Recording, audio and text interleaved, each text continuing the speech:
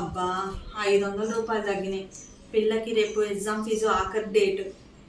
ఈయనకు పనులు లేకపోవడం వల్ల ఇంత ఇబ్బంది అవుతుంది. ఇది తీరా చూస్తే నెల ఆఖరి. ఎవరిని అడగాల? ఎవరు ఎట్లా ఇస్తారు? ఏం చేయాలో అర్థం కావట్లేదు. ఇదేంటి డబ్బు లెక్క పెడుతూ బాధపడుతుంది? ఏవై ఉండొచ్చు, కనుక్కుందాం.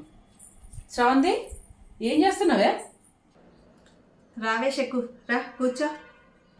ఏమే డబ్బు లెక్క పెడుతూ అట్లా బాధపడుతున్నావు? ఏమని చెప్పు. ఏం లేదే, రేపు అచ్చికి ఎగ్జామ్ ఫీజు కట్టడానికి లాస్ట్ డేట్. తీరా చూస్తే 500 తక్కువ ఉన్నాయి. ఎవరినన్ను అడుగుదామా?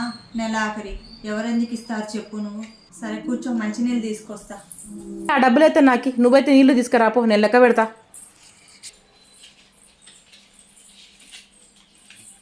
ఏంటే డబ్బులు లెక్కేసుకుంటూ నవ్వుతున్నావు? నీకు లెక్కలు రావని నాకు ఇవ్వాలే తెలిసింది, అందుకే నవ్వుకుంటా అన్నా. నాకు లెక్కలు రావా ఏంటే?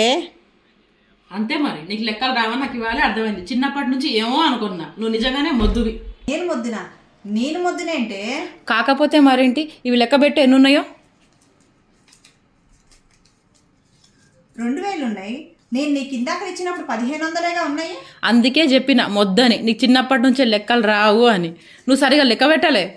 ఇందాకలా మా అమ్మాయి ఫీజు రేపు ఆఖరి డేట్ అన్నానని 500 ఇందులో కలిసి ఇచ్చి మళ్ళీ నేను మొద్దునంటావు నువ్వు. మొద్దువే నువ్వు, నీకు అర్థం కావట్లేదులే. థ్యాంక్స్ చెక్కు. నీకు నాకు థ్యాంక్స్ ఏంటే? నీ పిల్ల నా పిల్ల ఇద్దరు ఒకటే, అర్థమవుతుందా? పోయి ఎగ్జామ్ ఫీజు కట్టి రాపో. దాన్ని ఏడొద్దని చెప్పు వచ్చిని, ఓకేనా?